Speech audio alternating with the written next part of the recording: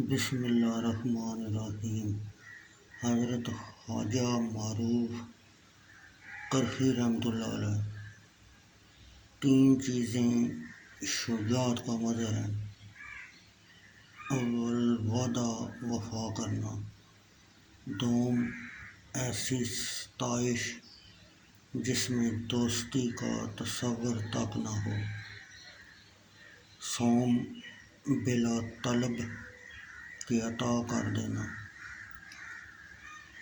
نفس کا اتباع خدا کی گرفت ہے، لغو باتیں گمراہی کی دلیل ہیں اور غافل نہ ہونا حقیقت وفا کی نشانی ہے۔ اعمال صالحہ کے بغیر جنت کی طلب اور اتباع سنت کے بغیر شفاعت کی امید اور نافرمانی کے بعد رحمت کی تمنا حماقت ہے۔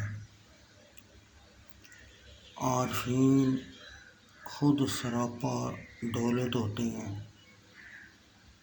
انہیں کسی اور دولت کی ضرورت نہیں ہوتی۔ شر کو نظر انداز کر کے کسی کی برائی یا بھلائی نہ کرو۔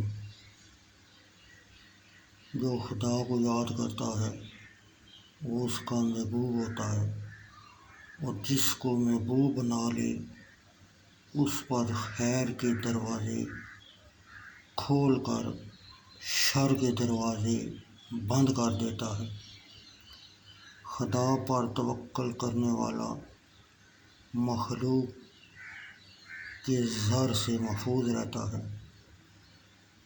عقائد کو معتبر تصور کرتے ہوئے دقیق مسائل بیان کرنا اور مخلوق سے امید وابستہ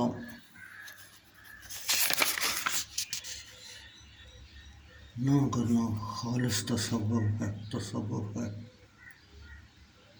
دنیا کی محبت کے ذائقہ سے ناآشنا جب الہی کی لذت سے مکنار ہوتا ہے، اس بات سے ڈرتے رہو کہ خدا کی نظریں تم پر ہیں۔